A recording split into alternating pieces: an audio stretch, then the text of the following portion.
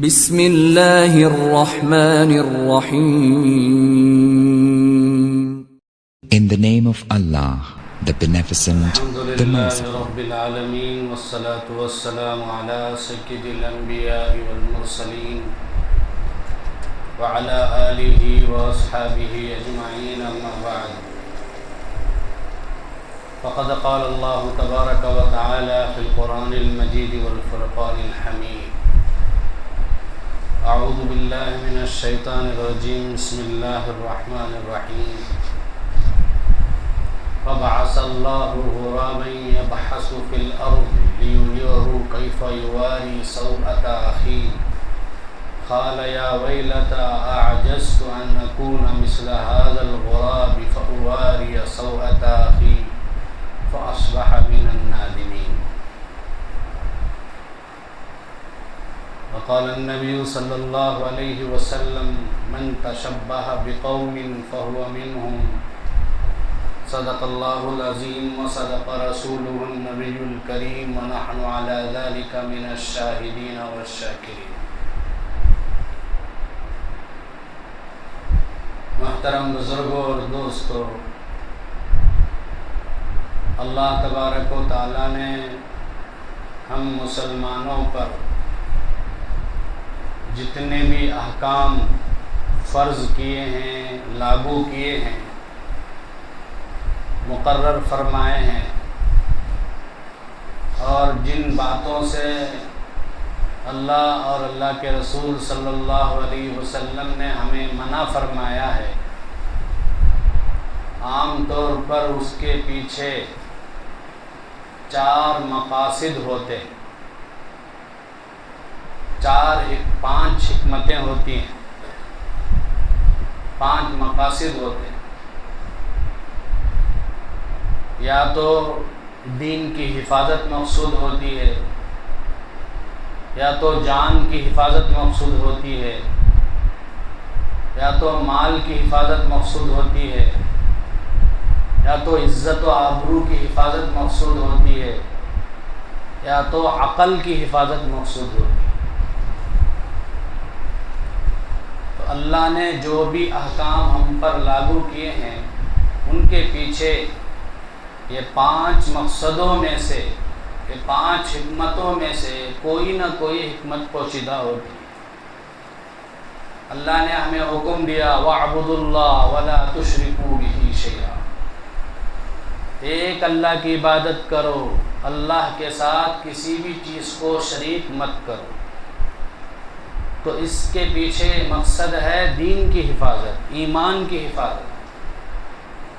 اگر ہم ایک اللہ کی عبادت نہیں کریں گے، اللہ کے ساتھ کفر اور شرک کا معاملہ کریں گے، تو نعوذ باللہ ایمان ہمارے ہاتھ سے چلا جائے گا، دین ہمارے اندر سے ختم ہو جائے گا.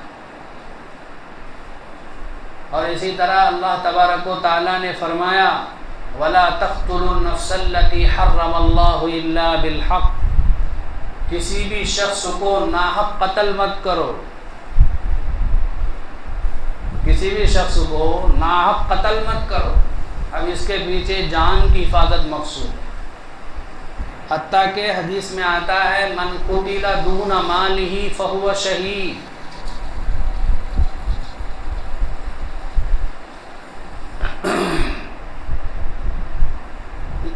اللہ کے نبی صلی اللہ علیہ وسلم نے فرمایا جو شخص اپنے مال کی حفاظت کرتے ہوئے مارا جائے وہ بھی شہید ہے. یعنی کوئی دوسرا اس کے مال کے اوپر حملہ کر رہا ہے، غصب کرنے کی، قبضہ کرنے کی کوشش کر رہا ہے، اور وہ اس کو بچاتا ہے، اس کو روکتا ہے، اب اس کی وجہ سے وہ مارا جاتا ہے تو وہ بھی حکماً شہید ہو.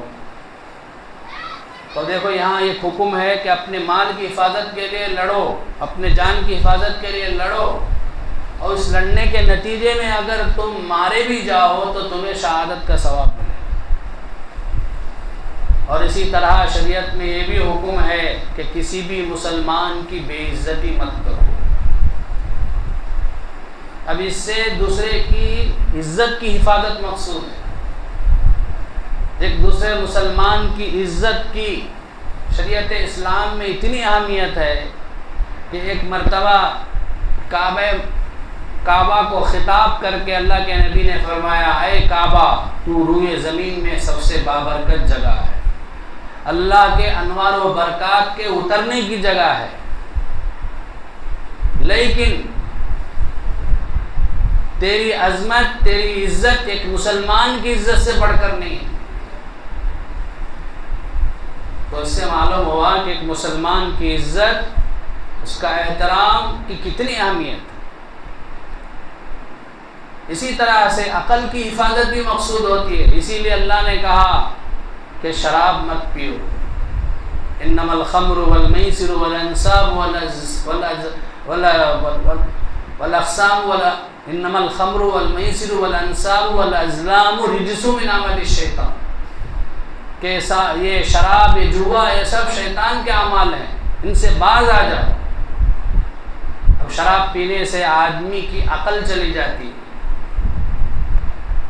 تو شراب پینے سے اسی لیے منع فرمایا تاکہ عقل محفوظ رہے۔ تو بہرحال بزرگوں اور دوستوں، اسلام کے اندر جتنے بھی احکام ہیں اس کے پیچھے یہ 5 چیزوں میں سے، 5 مقصدوں میں سے کوئی نہ کوئی مقصد پوشیدہ رہتا ہے۔ قرآن پاک میں حضرت آدم علیہ السلام کے 2 بیٹوں کا واقعہ مذکور ہے، حابیل اور قابیل کا۔ پہلے صرف آدم علیہ السلام تھے اور ان کی بیوی حضرت حوا تھی۔ اب اللہ کو نسل بڑھانا مقصود تھا، تو حوا علیہ السلام کے بطن سے ایک مرتبہ میں جڑواں بچے پیدا ہوتے تھے، ایک بیٹا ایک بیٹی۔ تب چونکہ نسل بڑھانا مقصود ہے، اس لیے ان کی شریعت میں، آدم علیہ السلام کی شریعت میں یہ حکم تھا کہ ایک ساتھ میں جو بھائی بہن پیدا ہوں ان کا آپس میں نکاح جائز نہیں، لیکن دوسرے بطن سے جو لڑکی پیدا ہوئی ہو تو دوسرے بطن کی لڑکی کا نکاح اور ایک بطن کے لڑکے سے جائز۔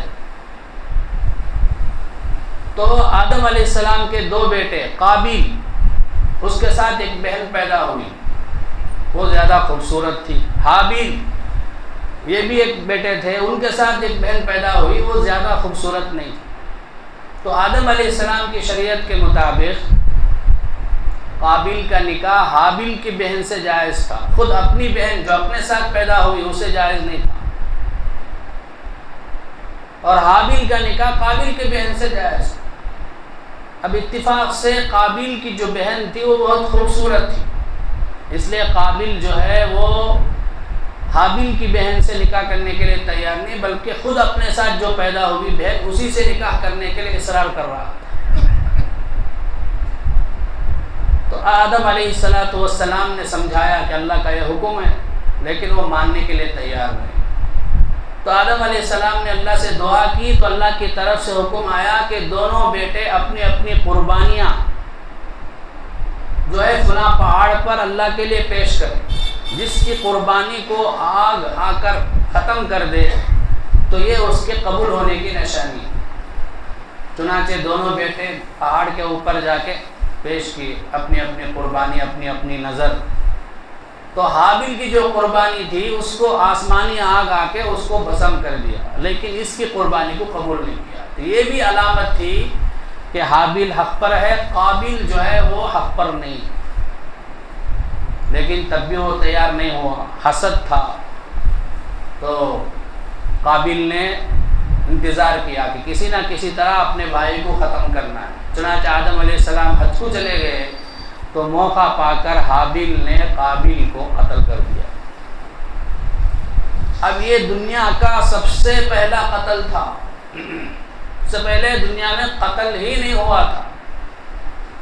اس لیے حدیث میں آتا ہے کہ قیامت تک جتنے بھی ناحق قتل ہوں گے ان سب کا گناہ قتل کرنے والے کو بھی ہوگا اور اس کی جو بنیاد ڈالنے والا ہے قابیل اس کو بھی ہوگا۔ کیونکہ گناہ کرنا بھی گناہ ہے، گناہ کا ذریعہ بننا، دوسرے کے گناہ کرنے کا ذریعہ بننا بھی گناہ۔ اب قابل تو قتل کر دیا حابیل کو، اب لیکن اسے پتہ نہیں چل رہا تھا کیسا دفن کیا جائے، تو اللہ نے ایک کوے کو بھیجا، اس کے پیروں میں مردہ کوا تھا۔ اب وہ جو کوا آیا، آ کر زمین کو کھودا، تھوڑا سا کھود کر اس میں وہ مرے ہوئے کوے کو دفنا دیا۔ اب یہ سب قابل دیکھتا رہا، تو وہ بھی سمجھ گیا کہ اسی طرح دفنایا جاتا ہے، چنانچہ اس نے اپنے بھائی کو بھی گڑھا کھود کر دفنا دیا۔ اب یہ پورا واقعہ قرآن پاک میں صاف صاف موجود ہے۔ اب یہیں سے اسلام میں یہ بنیاد پڑی کہ اگر ہم میں سے کوئی مر جائے تو اس کو جلانا نہیں ہے، ایسے ہی لاش کو پھینک دینا نہیں ہے، بلکہ اس کو دفنانا ضروری ہے، زمین کھود کر گڑھا کھود کر دفنانا ضروری ہے۔ اس کے پیچھے حکمت کیا ہے؟ لوگوں کی صحت کی حفاظت، لوگوں کی جان کی حفاظت، کیونکہ اگر وہ لاش اسی طرح سے دفنائے بغیر زمین کے اوپر پڑی رہے گی تو کیا ہوگا؟ تھوڑے دنوں کے بعد وہ لاش پھول جائے گی، اب اس کے بعد وہ پھٹنا شروع ہوگی، اب اس کے اندر کیڑے پڑ جائیں گے، اب اس کی وجہ سے جو ہے فضا جو ہے وہ آلودہ ہو جائے گی، ایئر پولیوشن بولتے نا، وہ ہوا میں سب ایک زہریلا مادہ جو ہے وہ پھیل جائے۔ اب آدمی زندہ رہنے کے لیے 1 منٹ میں کئی بار سانس لیتا ہے، 1 منٹ میں کئی بار سانس لیتا ہے، گھنٹے میں تو سینکڑوں بار سانس لیتا ہے، ایک دن میں تو لاکھوں بار سانس لیتا ہے، سانس لیے بغیر اس کا جینا مشکل۔ اب وہ جو سانس لیتا ہے اگر وہ بالکل جراثیم سے پاک ہو، صحت بخش ہو، صاف شفاف ہو، تب تو اس کی صحت اچھی رہے گی، لیکن اگر جراثیم سے بھرا ہوا ہو، ہوا بھری ہوئی ہو، اور ویسی ہوا کو اگر آدمی اپنی جو ہے اپنے بدن میں کھینچے سانس کے ذریعے سے، تو پھر دھیرے دھیرے انسان کی جان چلی جائے گی، انسان کی صحت جو ہے ختم ہو جائے گی، اسے بیماریاں لاحق ہو جائیں۔ تو شریعت کا یہ حکم ہے کہ تم اپنے مردوں کو زمین گاڑ کے دفناؤ، تو اس کے پیچھے مقصد ہے۔ اور اللہ کے نبی صلی اللہ علیہ وسلم نے فرمایا کہ پیشاب پیخانہ عام راستے میں مت کرو، پانی کے تالابوں میں مت کرو، جہاں جو ہے جانور پانی پیتے ہیں یا انسان پانی لیتے ہیں ویسی جگہ پیشاب پاخانہ مت کرو، اللہ کے نبی نے منع فرمایا۔ سایہ دار درختوں کے نیچے جا کے پیشاب پیخانہ مت کرو، کیوں؟ اس سے لوگوں کو تکلیف ہوتی ہے، اب اس کی وجہ سے فضا جو ہے وہ آلودہ ہو جاتی ہے، خراب ہو جاتی ہے۔ اور اسی طرح اللہ کے نبی نے فرمایا کہ کھانا کھانے سے پہلے ہاتھ دھو، کیونکہ ہاتھ میں پتہ نہیں کتنے جراثیم ہوں گے، جرمس ہوں گے، ایسے ہی کھائیں گے تو صحت خراب ہو جائے گی۔ اور اس کے بعد کھانا کھانے کے بعد بھی ہاتھ دھونے کا حکم دیا، اور اللہ کے نبی نے یہ بھی فرمایا کہ جب پانی پیو تو برتن میں گلاس میں سانس مت لو، کیونکہ اندر سے بھی سانس نکالنا پڑتا ہے زندہ رہنے کے لیے، ایک سانس اندر سے باہر نکالنا اور صاف سانس ہوا جو ہے باہر سے اندر لینا، یہ دو بھی ضروری ہے۔ اللہ کی بڑی نعمت ہے، یہ اگر رک جائے تو ہماری زندگی ختم۔ اور اسی طرح قرآن میں اللہ کہتا ہے وَلَا تَجْهَرْ بِصَلَاتِكَ وَلَا تُخَافِتْ بِهَا وَابْتَغِ بَيْنَ ذَلِكَ سَبِيلًا، نماز میں زیادہ چیخو مت چلاؤ، معتدل آواز سے پڑھو قرآن پاک۔ اور حنفیہ کے مسلک کے مطابق نماز میں آمین بھی زور سے مت بولو، مقتدیوں کو بھی حکم ہے آہستہ بولو۔ اور یہ بھی حکم ہے کہ وَادْعُوا رَبَّكُمْ تَضَرُّعًا وَخُفْيًا، اپنے رب سے دعا کرو تو آہستہ سے دعا کرو، کیوں؟ اس سے ساؤنڈ پولیوشن پھیلتا ہے۔ تو بہرحال بزرگوں اور دوستوں، شریعت نے قدم قدم پر ہمیں یہ تعلیم دی ہے کہ تم ایسا کوئی کام مت کرو جس کی وجہ سے تمہاری صحت پر اثر پڑے، تمہاری مال پر اثر پڑے، تمہارے جان پر اثر پڑے، اور جس کی وجہ سے دوسروں کو تکلیف پہنچے، ایسے کام مت کرو۔ اور ایک حدیث میں آتا ہے، ایک صحابی فرماتے ہیں ایک مرتبہ اللہ کے نبی صلی اللہ علیہ وسلم چٹائی پر بیٹھے ہوئے تھے تو ایک چوہا چراغ کی ایک بتی لے کر آ کے اس حصیر پہ ڈال دیا، جس کی وجہ سے ایک درہم کے بقدر حصیر جل گئی، فوراً اس کو بجھا دیا گیا۔ اس کے بعد اللہ کے نبی نے فرمایا، اے لوگوں، رات میں جب سو بتی گل کر دیا کرو، چراغ بجھا کے سو۔ یہ ہمارے نبی نے حکم دیا، چراغ بجھا کے سویا کرو۔ اور اسی طرح سے بسم اللہ پڑھ کے تالا لگاؤ، پانی کا برتن کھلا مت چھوڑو، اس کو برتن سے ڈھانک دو۔ یہاں تک اللہ کے نبی نے ہمیں تعلیم دی تاکہ ہمارے جان کی حفاظت ہو جائے، ہماری صحت کی حفاظت ہو جائے۔ تو بہرحال بزرگوں اور دوستوں، ان سب کے کہنے کا مقصد یہ ہے کہ ابھی ان قریب یہ ہمارے برادران وطن کی عید آنے والی ہے، دیپاولی۔ اب وہ لوگ جو ہے عید مناتے ہیں،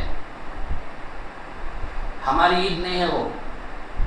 اب اس میں ایئر پولیوشن بھی ہوتا ہے، ساؤنڈ پولیوشن بھی ہوتا ہے، جان کو بھی خطرہ ہے، صحت کو بھی خطرہ ہے۔ پتہ نہیں کتنے لوگوں کی آنکھیں چلی گئی، کتنے لوگوں کے ہاتھ چلے گئے، کتنے لوگ ہارٹ اٹیک سے مر جاتے ہیں، پتہ نہیں۔ اب یہ سارے نقصانات ہیں، اب یہ سارے نقصانات ان کی طرف سے ہوتا ہے تو کرنے دے، وہ جواب دیں گے۔ لیکن ہم مسلمان ہیں، ہماری ایک شریعت ہے، ہمارے لیے ایک اسلام ہے، ہمارا ایک مذہب ہے، ہماری ایک تعلیم ہے۔ ہم اپنی تعلیم کو چھوڑ کر، اپنے مذہب کو چھوڑ کر، اپنے مذہب کے طریقے کو چھوڑ کر، اگر ہم ان لوگوں کی دیکھا دیکھی ان چیزوں میں اگر اپنا مال ضائع کریں گے تو بزرگوں اور دوستوں، اس میں دین کا بھی نقصان ہے، جان کا بھی نقصان ہے، مال کا بھی نقصان ہے، اور صحت کا بھی نقصان۔ مال کا نقصان تو بالکل واضح ہے، کیسے بھی 1000 کم از کم لیے تو بھی 1000 2000 3000 میں تو وہ چیزیں نہیں ملتے۔ اور جان کا بھی نقصان ہے، پتہ نہیں کبھی کیا ہو جائے، پٹاخے پھوڑے اور اس کی وجہ سے کبھی کبھار جلدی سے وہ پھٹتا نہیں ہے اور خرید جاتا ہے تو وہ اچانک پھٹ جاتا ہے، اب اس کی وجہ سے پتہ نہیں کتنے لوگ مارے گئے۔ تو وہ جان کا بھی نقصان ہے، صحت کا بھی نقصان ہے، اور اسی طرح سے فضائی آلودگی بھی پھیلتی ہے، ایئر پولیوشن جسے بولتے ہیں، اب اس کی وجہ سے صحت کا نقصان۔ سب سے بڑا نقصان دین کا نقصان ہے۔ اللہ کے نبی نے فرمایا، من تشبہ بقوم فہو منہم، جو دوسروں کی مشابہت اختیار کرتا ہے وہ انہی میں سے ہو جاتا ہے، نعوذ باللہ۔ جو دوسروں کے طریقے کو چاہتا ہے، پسند کرتا ہے، وہ انہی میں سے ہو جاتا ہے۔ تو اس لیے ہمیں اللہ نے اور اللہ کے نبی نے منع فرمایا ہے کہ ہم غیروں کی نقالی کریں، غیروں کی مشابہت اختیار کریں، غیروں کے طریقے اپنائیں۔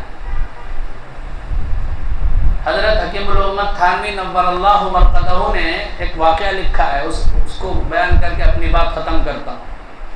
مکۃ المکرمہ میں ایک شخص کو دفن کیا گیا جو بظاہر بڑا دیندار تھا، نمازی تھا۔ اب وہاں تو چند دنوں میں کیا کرتے ہیں، اسی قبر میں دوسروں کو دفناتے ہیں، زیادہ دن رکھتے نہیں۔ تو چنانچہ قبر کو کھودا گیا تو وہاں اتفاق سے دیکھا گیا کہ ایک خوبصورت یورپین لڑکی ہے، عورت، یورپ کی ایک لڑکی وہاں مدفون ہے۔ اب سب لوگ حیران، ہم نے تو یہاں ایک مسلمان آدمی کو دفنایا تھا، یہاں یہ لڑکی کیسے آ گئی؟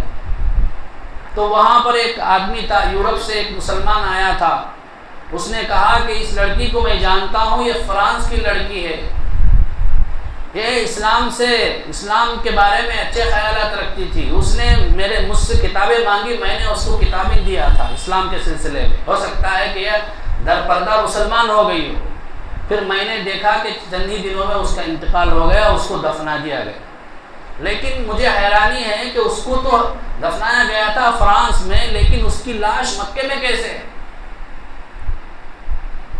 اب لوگوں کو تعجب ہوا جب اس کو وہاں دفنایا گیا، اس کی لاش یہاں ہے، تو یہاں جس صاحب کو دفنایا گیا ان کی لاش کہاں؟ تو چنانچہ وہ فرانس سے جو صاحب آئے تھے ان سے کہا گیا کہ آپ جب جائیں فرانس تو وہاں اس لڑکی کو جہاں دفنایا گیا تھا اس کو کھود کر دیکھے وہاں کیا ہے۔ چنانچہ یہ صاحب وہاں گئے، وہاں جا کے کھولا گیا تابوت کو، تو وہاں پر یہاں جو مسلمان دفنایا گیا تھا اس کی لاش وہاں موجود تھی۔ اب حیران پریشان، جس خبر میں عورت کو دفنایا گیا اس خبر میں ایک مسلمان کی لاش ہے، ایک مسلمان کو جہاں دفنایا گیا وہاں پر ایک عورت یورپین لڑکی کی لاش ہے۔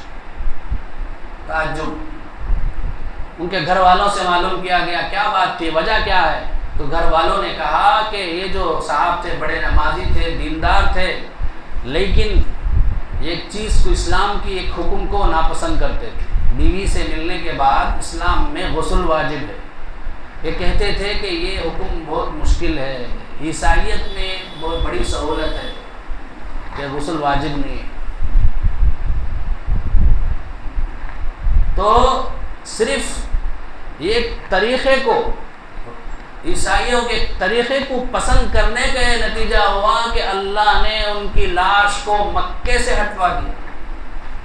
تو آپ سمجھ سکتے ہیں کہ اگر ہم غیروں کی چیزوں کو، غیروں کے طریقے کو پسند کریں گے، اپنائیں گے، تو اللہ اور اللہ کے رسول کتنے ناراض ہوں۔ اس لیے بزرگوں اور دوستوں، ایسے ان لوگوں کی عیدیں، تہوار، اس کے بعد جنوری فرسٹ آئے گا، اس کے بعد کرسمس آئے گا، ایسی سب چیزوں میں ہمیں بہت زیادہ احتیاط کرنے کی ضرورت ہے۔ ایسی سب چیزوں میں ہرگز ہمیں دخل دینے کی ضرورت ہے۔ وہ کرتے ہیں، کرنے دو، ہمیں ان سے کیا لینا دینا، ہماری عیدیں ہم اپنی عیدیں منائیں۔ اللہ تبارک و تعالیٰ مجھے بھی اور آپ کو بھی، سارے مسلمانوں کو بھی دین کو سمجھ کر مکمل دین پر عمل کرنے کی توفیق عطا فرمائے، غیروں کی نقالی سے، مشابہت سے حفاظت فرمائے۔ آمین وآخر دعوانا الحمدللہ رب العالمین۔